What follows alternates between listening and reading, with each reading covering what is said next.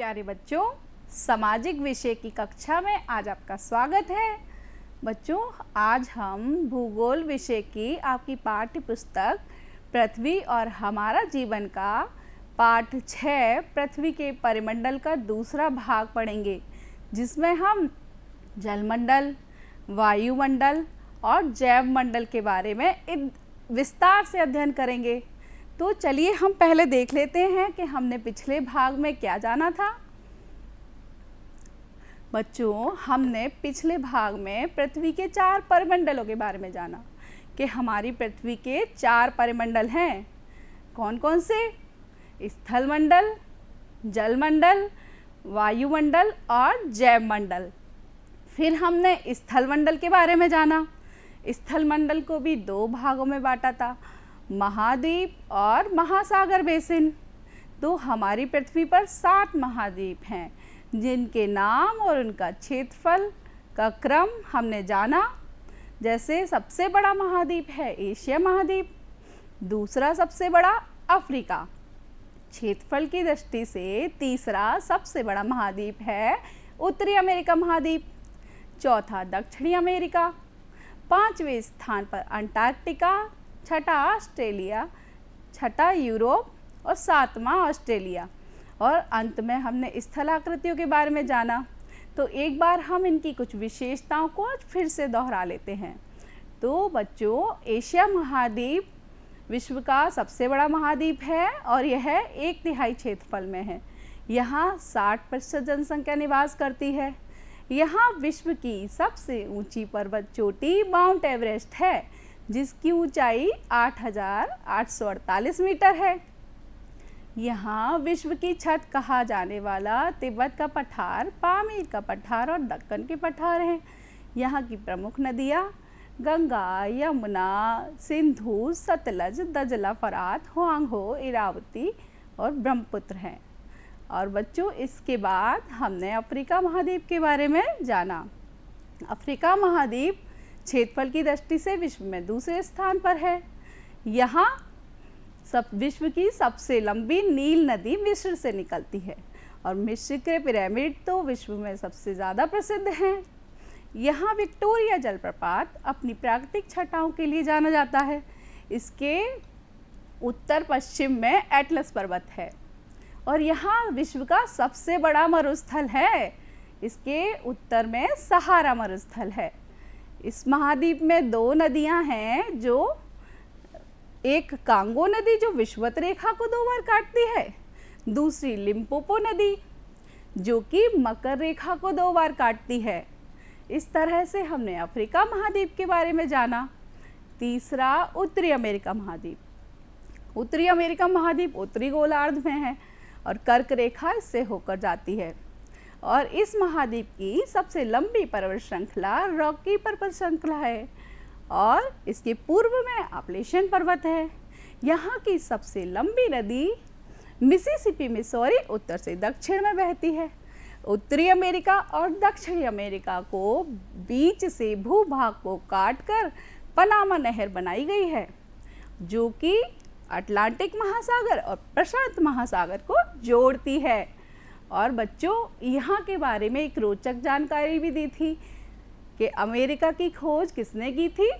उत्तरी अमेरिका की खोज कोलंबस ने की थी, जो कि पुर्तगाल से अटलांटिक महासागर के होते हुए भारत की खोज के लिए निकला था और वो नई दुनिया पहुंच गया।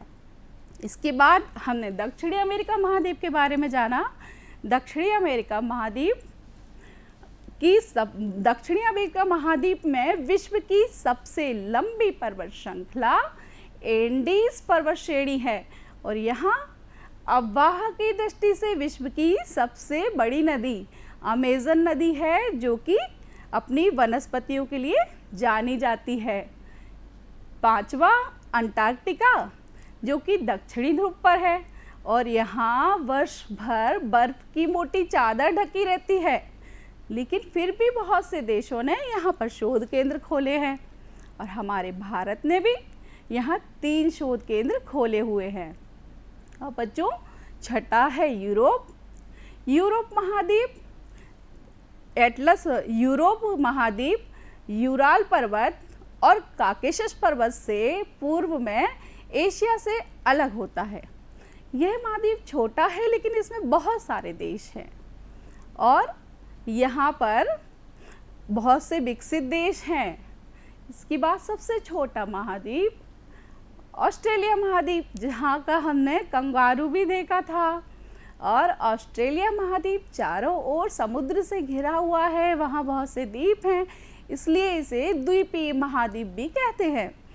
वहाँ की सबसे लंबी पर्वत श्रृंखला ग्रेट डिवाइडिंग रेंज। और सबसे खास बात, ऑस्ट्रेलिया महाद्वीप के पूर्व में प्रशांत महासागर में विश्व की सबसे लंबी पर्वत प्रवाल भित्ति की दीवार ग्रेट बैरियर रीफ है। यहाँ मरे और डार्लिंग नदियाँ हैं। इस तरह से हमने सभी महाद्वीपों के बारे में चर्चा की थी। और चलिए आज हम देखते हैं कि आज हम क्या जानेंगे। बच्चों, आज हम जलमंडल के बारे में अध्ययन करेंगे, फिर महासागरों का क्षेत्रफल जानेंगे, जल के रूप, जल चक्र और वायुमंडल का अध्ययन करेंगे। वायुमंडल की परतों के बारे में जानेंगे। ऊंचाई बढ़ने के साथ वायुमंडल का घनत्व, दाब और भार पर क्या प्रभाव पड़ता है, यह भी जानेंगे। फिर स्थलीय जैवमंडल के बारे में, जलीय जैवमंडल, इस तरह से जैवमंडल का अध्ययन करेंगे। और जैवमंडल में मानव का स्थान क्या है, मानव भी जैवमंडल का ही सदस्य है, इसके बारे में अध्ययन करेंगे। मानव के द्वारा जैवमंडल को क्षति व भूमंडलीय तापन के बारे में भी अध्ययन करते हैं। तो चलिए हम शुरू करते हैं। बच्चों, आपने विश्व का नक्शा तो देखा ही था, तो यह मानचित्र जो आपको दिख रहा है, इस मानचित्र में जो नीले भाग दिखाई दे रहे हैं वो सभी महासागर हैं। तो यदि हम सभी भूभाग को मिला दें और महासागर को अलग मिला दें तो हमारी पूरी पृथ्वी पर मात्र 29% भूभाग है और 71% जलीय भाग है। तो जो भूभाग है वो लगभग 1/4 है और जलीय भाग 3/4 है, जैसा कि आप देख सकते हैं। 29% भूभाग है और 71% जलीय भाग है।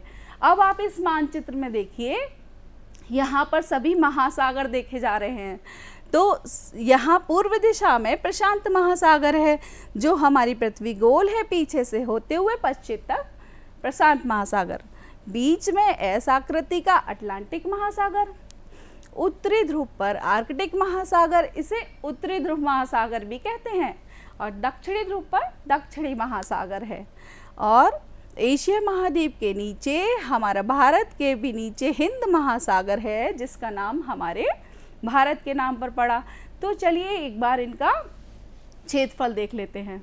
तो बच्चों, प्रशांत महासागर, इसका क्षेत्रफल करोड़ वर्ग किलोमीटर में 16.5 है।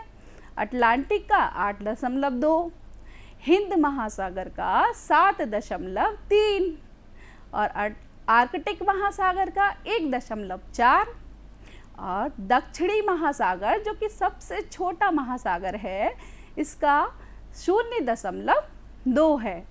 तो इस प्रकार सबसे बड़ा महासागर कौन सा हुआ?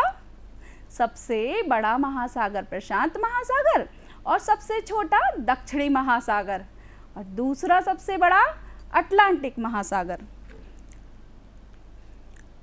बच्चों, आपने समुद्र तो देखा ही होगा। तो समुद्र में जल हमेशा गतिशील रहता है।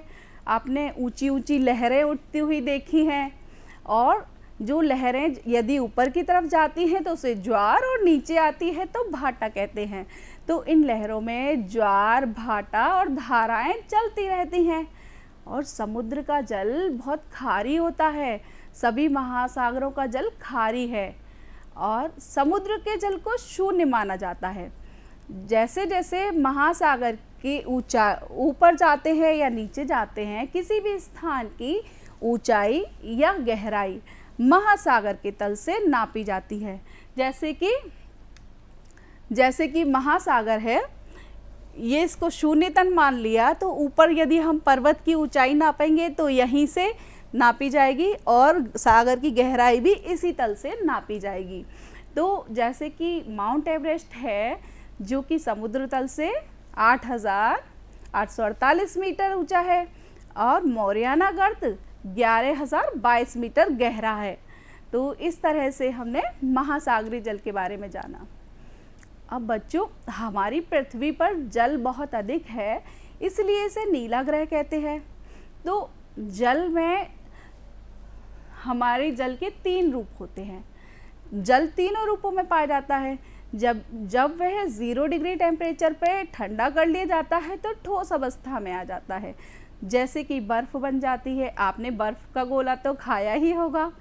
फिर सामान्य रूप में वह द्रव अवस्था में रहता है जो जल है, और वाष्प के रूप में बन जाता है तो वह उसकी गैस अवस्था है। आपने कभी पानी को उबलते हुए देखा है तो उसमें से कुछ भाप निकलती है, वह वाष्प होती है। अच्छा बच्चों, एक और विशेष बात, हमारी पृथ्वी पर जितना भी जल है उसका 97.2% महासागरों में है और उसका बचा 2.8 में से मात्र 0.03% जल ही पीने योग्य अलवणीय जल है और अन्य हिम चादरों तथा भूगर्भ में संचित जल है। तो इस तरह से हमारे पीने के लिए बहुत कम जल है जो कि मीठा है। अब बच्चों, हम जल चक्र के बारे में अध्ययन करेंगे। तो जल चक्र क्या है बच्चों? जल की 3 अवस्थाएं हैं, 3 रूप हैं। हमने जाना ठोस, द्रव और गैस। तो जब जल तीनों रूपों में आपस में परिवर्तन करता है तो वह जल चक्र कहलाता है, जो निम्न तरह से संपन्न होता है। तो बच्चों देखिए, जल है और आप इस चित्र में देख रहे हैं ये समुद्र का जल है, और जब यह वाष्पीकृत हो जाता है तो वाष्पीकरण कहते हैं और वाष्प के रूप में बदल जाता है। तो इसमें द्रव अवस्था से गैस अवस्था में आ जाता है जल, और वाष्प वायुमंडल में धूल और धुएं के कणों पर ठंडी होकर संघनित हो जाती है, जिससे वो पुनः द्रव अवस्था में आ जाती है। इसमें वाष्प जो है गैस अवस्था से द्रव अवस्था में आती है और बादल, कोहरा और ओस बनाती है।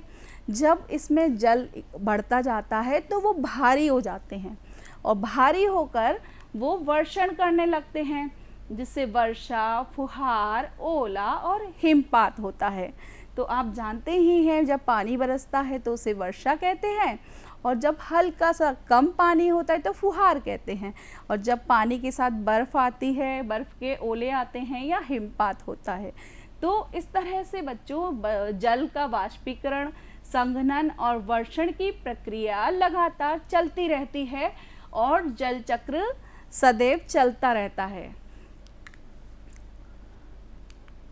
अब वायुमंडल बच्चों, पृथ्वी के चारों ओर एक आवरण है जिसमें बहुत सारी गैसें हैं, जैसे nitrogen, oxygen, carbon dioxide, argon इत्यादि। और यह सारी गैसें हमारी पृथ्वी को चारों ओर से घेरे हुए हैं। यह गैसीय आवरण जो पृथ्वी के साथ साथ बराबर घूमता रहता है, क्योंकि बच्चों आप जानते हैं ना, हमारी पृथ्वी अपनी धुरी पर घूमती है और सूर्य के चारों ओर भी परिक्रमा लगाती है।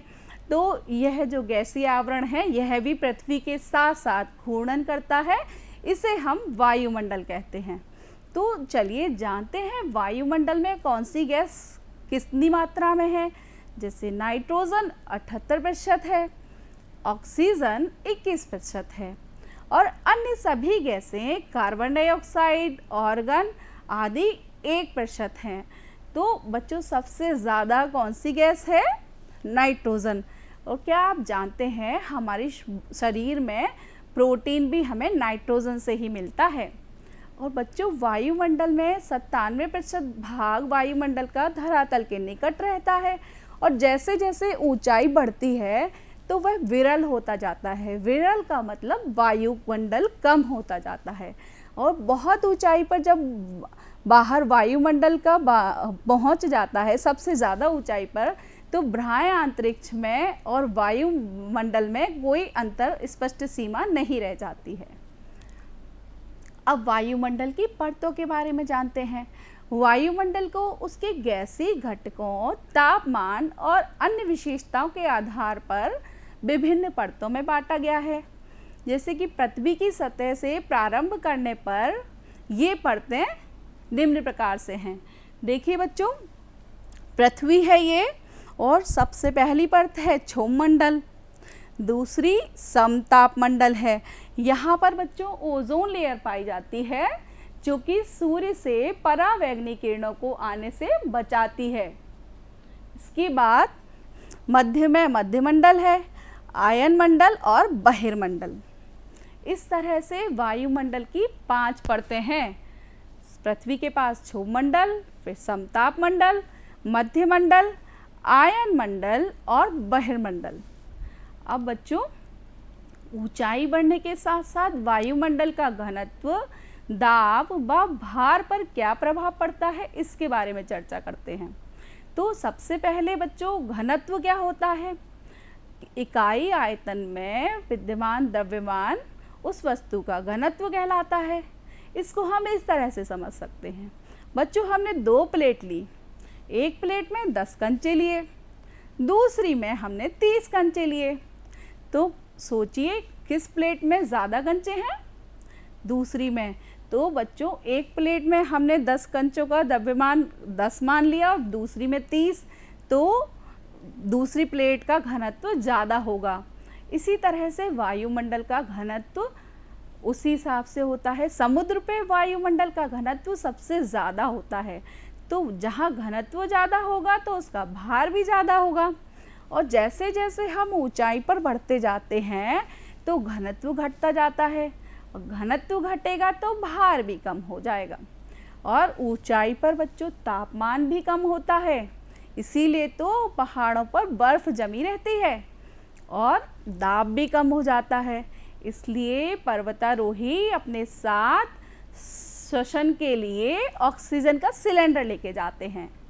तो बच्चों, हम इसको कुछ शब्दों में कह सकते हैं कि समुद्र तल पर वायु का घनत्व, भार और सबसे ज़्यादा होता है, और ऊंचाई बढ़ने के साथ साथ घनत्व, दाब और ताप यह सभी कम हो जाते हैं। अब हम आगे बढ़ते हैं। ये देखिए बच्चों, ये क्या दिख रहे हैं? अरे देखिए, कौवा भी उड़कर आ गया, और चूहा बिल्ली को देखकर भाग गया, मिट्ठू भी है। बच्चों, यह है हमारा जैव मंडल। आपने बहुत से पशु पक्षी, जंगली जानवर और बहुत से पेड़ पौधे, झाड़ियाँ, यह सब देखे ही होंगे, और यह जैव मंडल के अंतर्गत आते हैं। जैव मंडल तीनों मंडलों से अंतःक्रिया करता है। वो कैसे? जैसे कि सभी जीवों को सांस लेने के लिए कौन सी गैस की ज़रूरत होती है? ऑक्सीजन की। तो हम लोग वायुमंडल पर निर्भर हैं। उसके बाद हाँ, पीने के लिए जल की आवश्यकता होती है, क्योंकि जल ही जीवन है, और रहते कहाँ पर हैं? भूमि पर। तो जैव मंडल तीनों मंडलों के साथ अंतःक्रिया करता है। अब जैव मंडल देखिए, इस चित्र में आप जल मंडल भी देख रहे हैं, वायुमंडल भी, भूमि मंडल भी और जैव मंडल भी। तो पृथ्वी के धरातल पर एक सीमित क्षेत्र ऐसा है जहाँ तीनों मंडल, स्थल मंडल, जल मंडल और वायुमंडल एक दूसरे के संपर्क में आते हैं। इनकी पारस्परिक अंतःक्रिया के कारण जीवन की अनुकूल परिस्थितियाँ पाई जाती हैं। यहाँ विभिन्न प्रकार के जीव जंतु, पेड़ पौधे पाए जाते हैं। यह क्षेत्र धरातल के ऊपर तथा नीचे जल और वायु में फैला हुआ है। इस सीमित क्षेत्र को हम जैव मंडल कहते हैं, क्योंकि जीव जल में भी होते हैं और वायु में भी होते हैं। अब स्थलीय जैव मंडल के बारे में जानते हैं। बच्चों देखिए, यह एक पेड़ है, तो इसी तरह से सभी वनस्पतियाँ सूर्य के प्रकाश में अपना भोजन बनाती हैं, और उनको कुछ ऐसे जीव होते हैं जो पेड़ पौधों पर निर्भर होते हैं, जो अपना भोजन इन वनस्पतियों से लेते हैं, उन्हें हम शाकाहारी जीव कहते हैं। और इसी तरह से जो जीव इन शाकाहारी जीवों का भक्षण करते हैं, उन्हें मांसाहारी जीव कहते हैं। तो शाकाहारी जीव जैसे बकरी, खरगोश और मांसाहारी जीव शेर और भेड़िया इत्यादि। तो यह सभी जीव जो स्थल पर रहते हैं और एक दूसरे से अपना भोजन लेते हैं, यह स्थलीय जैव मंडल कहलाता है। और उसी तरह से जलीय जैव मंडल होता है। महासागर, नदी और झील के जल में भी घास और शैवाल मिलते हैं। इन जलाशयों में अनेक प्रकार की मछलियां हैं, जैसे घास को खाने के लिए छोटी छोटी मछलियां होती हैं और इन छोटी मछलियों को बड़ी मछलियां खाती हैं। तो इस तरह से ये भी एक दूसरे पर निर्भर हैं और यह जैव मंडल बनाते हैं। इसको हम महासागरीय अथवा जलीय जैव मंडल कहते हैं। अब जैव मंडल में मानव, तो बच्चों मानव भी जैव मंडल का ही सदस्य है। यह स्थलीय एवं जलीय जैव मंडल से अपना भोजन ग्रहण करता है। तो मानव भी दो तरह से होता है, एक शाकाहारी मानव और एक मांसाहारी मानव। शाकाहारी मानव शाक, सब्जियां, फूल, फल आदि से अपना भोजन ग्रहण करता है और मांसाहारी मानव मांस खाता है, जैसे कि मछली, बकरी और मुर्गा इत्यादि। लेकिन मानव जैव मंडल को क्षति भी पहुंचा रहा है। वो कैसे? कि वनस्पतियों को काट रहा है। आप जानते हैं लकड़ी का प्रयोग हम लोग अपने घरों में करते हैं और विभिन्न प्रकार के फर्नीचर बनाते हैं।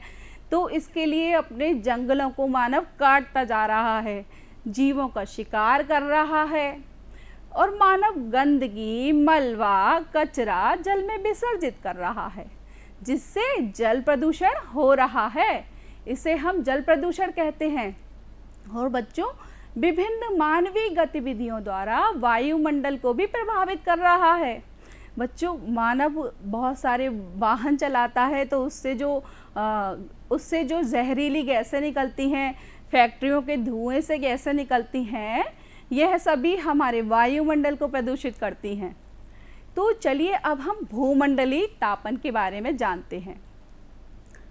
बच्चों, मानव उद्योग धंधों के द्वारा या वाहनों के द्वारा जो धुआं बाहर वातावरण में विसर्जित कर रहा है, उसमें कार्बन डाइऑक्साइड जैसी जहरीली हानिकारक गैसें वायुमंडल में विसर्जित हो रही हैं, जिससे वायुमंडल का ताप बढ़ जाता है और इसे हम भूमंडलीय तापन कहते हैं। जैसे कि आप चित्र में देख रहे हैं कि फैक्ट्री से धुआं निकल रहा है और गाड़ियों से भी धुआं निकल रहा है और इससे कार्बन डाइऑक्साइड जो विसर्जित हो रही है, तो हमारी पृथ्वी का जो वायुमंडल का ताप है वो बढ़ गया।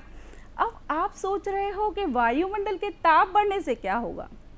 तो बच्चों, यदि वायुमंडल का ताप बढ़ जाता है तो हमारे जो पर्वतों पर ग्लेशियर हैं वो पिघलने लग जाते हैं और जब ग्लेशियर पिघलेंगे तो उसका जल कहाँ आएगा? पृथ्वी पर। तो उसका जल भूमि पर आने से हमारी पृथ्वी पर जल का स्तर बढ़ जाएगा। जल का स्तर बढ़ने से जो तटीय क्षेत्र हैं उधर जान माल की हानि हो सकती है और हमें बहुत अधिक नुकसान हो सकता है। तो इस तरह से यदि ये भूमंडलीय तापन बढ़ता रहा तो हमारी सृष्टि का विनाश भी हो सकता है। तो इसलिए बच्चों, आज हम सभी को यह नियम लेना है कि हम लोग अपने वातावरण को स्वच्छ रखेंगे, अपने घर को स्वच्छ रखेंगे और नदी में गंदगी नहीं बहाएंगे और आवश्यकता होगी तभी हम वाहन प्रयोग करेंगे। नहीं तो यदि वायु प्रदूषण होता है तो हमें दमा, अस्थमा, खांसी जैसी बीमारियां हो जाती हैं और प्रदूषित जल पीने से हमको डायरिया, हैजा, पेचिस और पेट में दर्द और बहुत सारी बीमारियां हो सकती हैं। तो इसीलिए हमको अपने वातावरण को स्वच्छ रखना है, अपने आप को स्वच्छ रखना है और जिससे हम अपने जीवन को खुशहाल बना सकते हैं। तो बच्चों, आज हमने क्या जाना इसके बारे में अध्ययन करते हैं। आज हमने जलमंडल के बारे में जाना। जलमंडल में महासागरों का क्षेत्रफल देखा कि महासागर में सबसे बड़ा महासागर प्रशांत महासागर, दूसरा अटलांटिक महासागर, तीसरा हिंद महासागर, चौथा आर्कटिक महासागर, इसे उत्तरी ध्रुव महासागर भी कहते हैं, और पांचवा दक्षिणी ध्रुव, दक्षिणी महासागर। अब बच्चों हमने जल के रूप जाने। जल 3 अवस्थाओं में पाया जाता है, ठोस जैसे कि बर्फ, द्रव, द्रव अवस्था में जल रहता है, और वाष्प जो कि गैस अवस्था है। और फिर हमने वायुमंडल के बारे में अध्ययन किया। वायुमंडल हमारी पृथ्वी के चारों ओर एक आवरण है जो पृथ्वी के साथ साथ घूमता रहता है, जिसमें बहुत सारी गैसें हैं, जैसे कि नाइट्रोजन, ऑक्सीजन, कार्बन डाइऑक्साइड और आर्गन। और नाइट्रोजन गैस सबसे ज़्यादा है 78% और ऑक्सीजन 21% है। और बच्चों वायुमंडल में इन सभी गैसों का निश्चित अनुपात होता है, और यदि यह अपने अनुपात से कम या ज़्यादा हो जाती हैं तो वायु प्रदूषित हो जाती है, जो कि हमारे स्वास्थ्य के लिए हानिकारक है। और फिर ऊंचाई बढ़ने के साथ साथ वायुमंडल का घनत्व, दाब और भार पर क्या प्रभाव पड़ता है, हमने इसका अध्ययन किया था। ऊंचाई बढ़ने के साथ घनत्व और भार बढ़ जाता है और ताप और दाब भी कम हो जाता है। इसीलिए पर्वतारोही अपने साथ ऑक्सीजन का सिलेंडर लेके जाते हैं। उसके बाद वायु की परतों के बारे में जाना। वायु में 5 परतें हैं, क्षोभ मंडल, समताप मंडल, मध्य मंडल, आयन मंडल और बहिर्मंडल। फिर जैव मंडल के बारे में जाना, जो विभिन्न जीव जंतु, पेड़ पौधे और मनुष्य, ये सभी जैव मंडल में हैं। जैव मंडल में स्थलीय मंडल, जो वनस्पति और जीव जंतु स्थल पर निवास करते हैं और आपस में अपनी आवश्यकताओं के लिए एक दूसरे पर निर्भर होते हैं, उन्हें हम स्थलीय जैव मंडल कहते हैं। और जलीय जैव मंडल, जो जीव जंतु जल में रहते हैं और एक दूसरे पर निर्भर होते हैं, उन्हें जलीय जैव मंडल कहते हैं। फिर जैव मंडल में मानव भी है। मानव 2 तरह से हैं, शाकाहारी और मांसाहारी। शाकाहारी जो पेड़ पौधे, फल, सब्जियां खाते हैं, और मांसाहारी जो मांस खाते हैं, बकरी, मुर्गी, मछली इत्यादि। मानव के द्वारा जैव मंडल को क्षति, इसके बारे में भी हमने विस्तार से अध्ययन किया। और मनुष्य पेड़ पौधों को काटता जा रहा है और वातावरण को विभिन्न कारणों से प्रदूषित कर रहा है, जल में गंदगी बहा रहा है। इसके बाद भूमंडलीय तापन के बारे में जाना, जिससे मनुष्य उद्योग धंधों के द्वारा कार्बन डाइऑक्साइड जैसी जहरीली गैस वातावरण में आ जाती है और भूमि के वायुमंडल का तापमान बढ़ जाता है, जिससे कि भूमंडलीय तापन, इसे ग्लोबल वार्मिंग भी कहते हैं। अब बच्चों अभ्यास कार्य है जो आपको करना है। शाकाहारी जीव किसे कहते हैं, उदाहरण देकर समझाइए। तो बच्चों शाकाहारी जीव आप समझ ही गए होंगे। जल चक्र का विस्तार से वर्णन कीजिए। फिर वायुमंडल में कितनी परतें हैं, उनके नाम लिखिए। मनुष्य के द्वारा जैव मंडल को किस प्रकार से क्षति पहुंचाई जा रही है, हमने इसके बारे में आपको विस्तार से बताया। वायुमंडल में सबसे अधिक गैस कौन सी है, आप लोग समझ ही गए होंगे। और जल प्रदूषण से आप क्या समझते हैं? तो बच्चों जल्दी से कॉपी पेन निकाल लीजिए और इन प्रश्नों के उत्तर अपनी पाठ्य पुस्तक में लिख लीजिए। बच्चों अब यह सब पाठ समाप्त होता है। आप लोग अपनी पाठ्य पुस्तक में इसे पुनः पढ़ लीजिए और अच्छे से समझने का प्रयास कीजिए। और अब अगली कक्षा में पुनः फिर मिलते हैं आपसे। तब तक के लिए धन्यवाद।